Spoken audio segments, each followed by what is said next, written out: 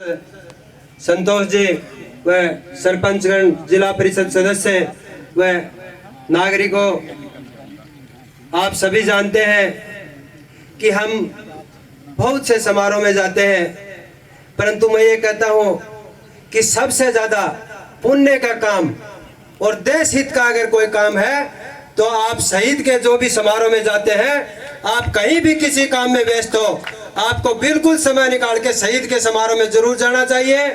और यहाँ मन संचालन कर रहे मेरे परिवार के ही सदस्य हमारे दादाजी लगते हैं, इन्होंने बताया कि मेरे गांव से मेरी बुआ जी के लड़के रविंद्र जी थे और जहाँ इनका विवाह हुआ था वो भी मेरे बहन की जेठ की लड़की है। हम तो सभी चारों तरफ से इस परिवार के साथ रहे हैं। आप सभी और हमको सभी को गर्व होना चाहिए। देखो, जो दुनिया में पैदा हुआ है उन सभी की मृत्यु भी होनी जरूरी है और मृत्यु का सम्मान सबसे बड़ा गौरव होता है। और जो राष्ट्र हित के लिए जो सम्मान प्राप्त करता है उससे बड़ा कोई गौरव नहीं होता। और मैं ये कहना चाहता हूँ कि हमें मजबूती के साथ शहीद परिवार के साथ खड़ा होना चाहिए और हमें ये नैतिक रूप से प्रत्येक व्यक्ति का कर्तव्य बनता है कि हमें जहां भी संभव हो सके शहीद परिवार के बच्चों का और वहां उनके माता पिता का हर संभव मदद करनी चाहिए। और मैं सांसद महोदय जी से भी कहना चाहता हूं कि ये सुनने में बड़ा खराब लगता है कि 2 वर्ष से सरकार की तरफ से आने वाले पैकेज नहीं मिल रहे।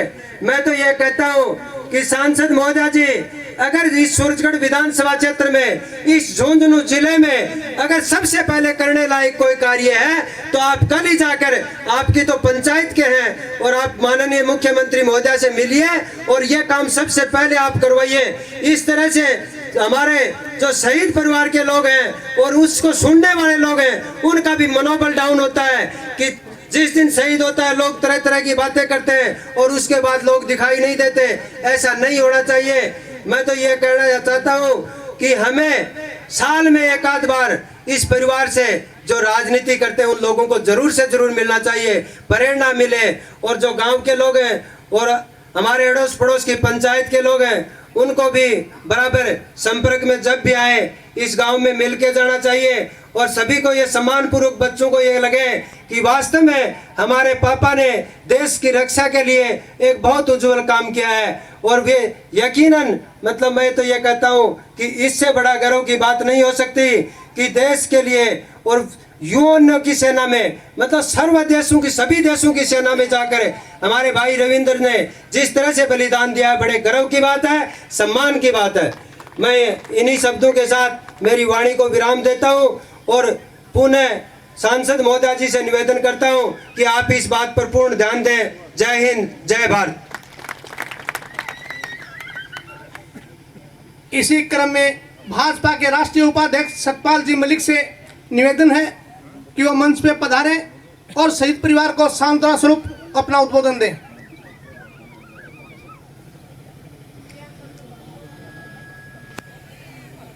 आदरणीय शहीद पूनिया जी की सम्मानित माता जी,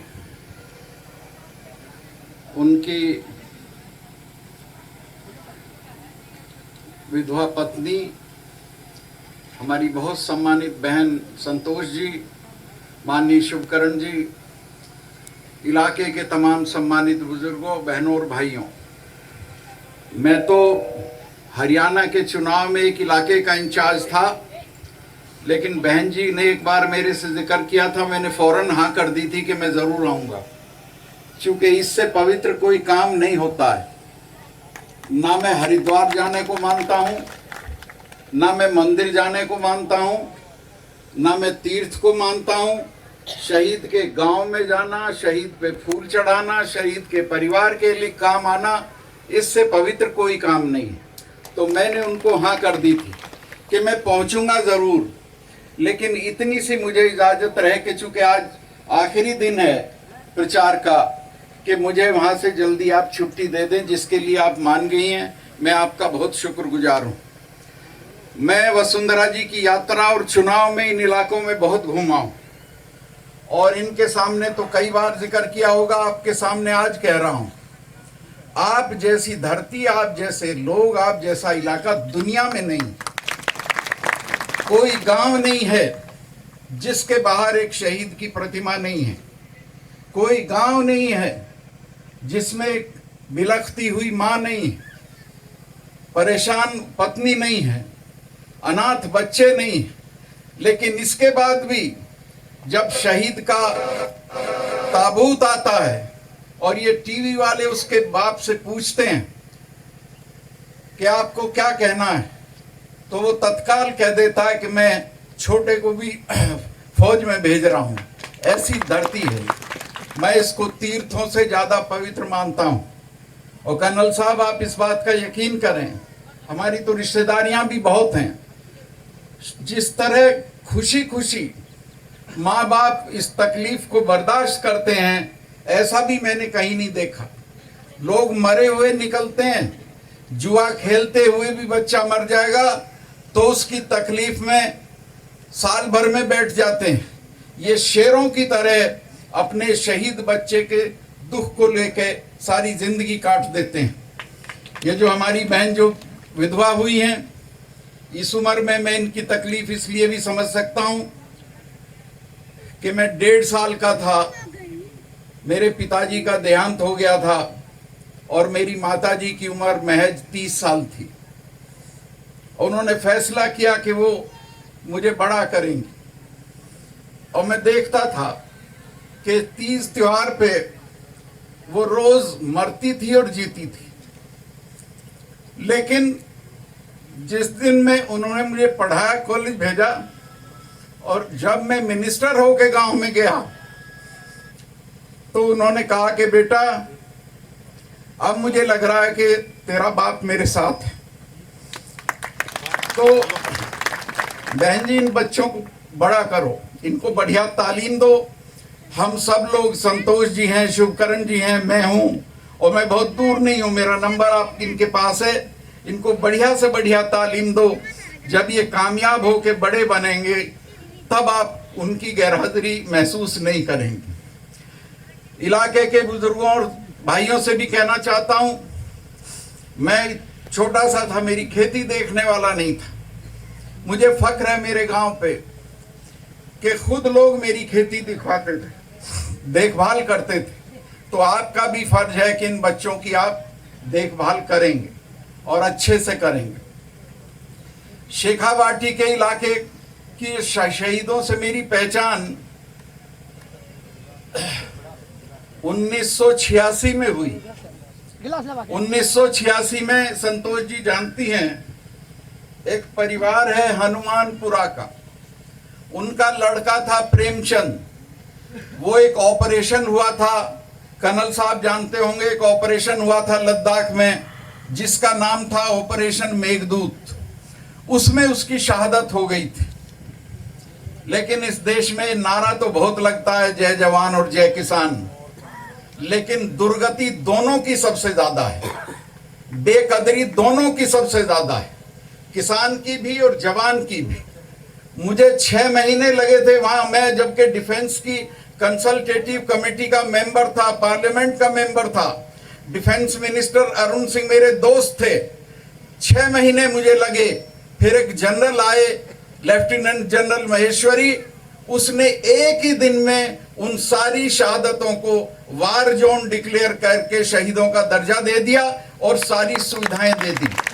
लेकिन आज भी देश में बहुत जगह शहीदों के परिवारों को, शहीदों को अपना सम्मान हासिल करने के लिए लड़ाई लड़नी पड़ती।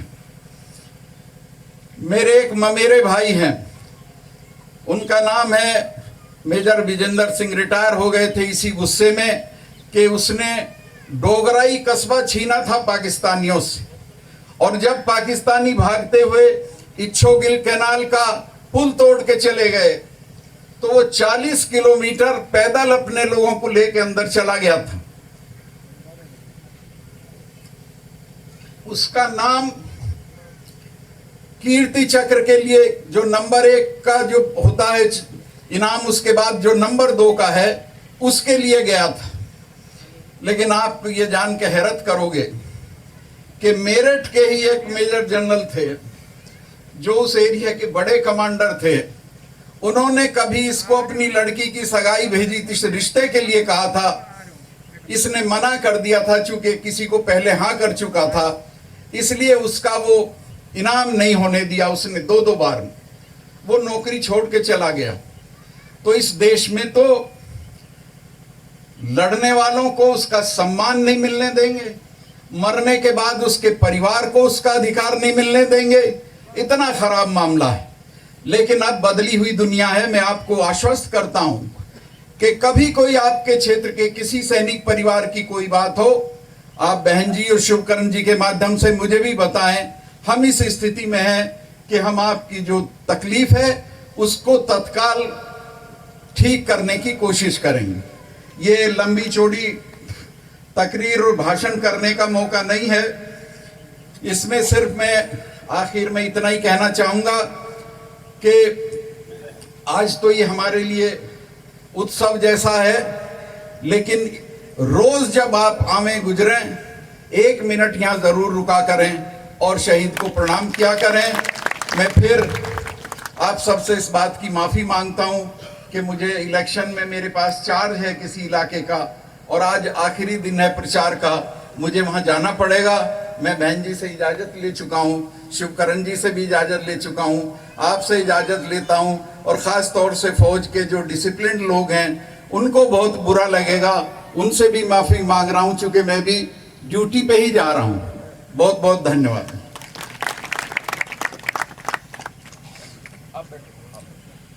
सरहद पे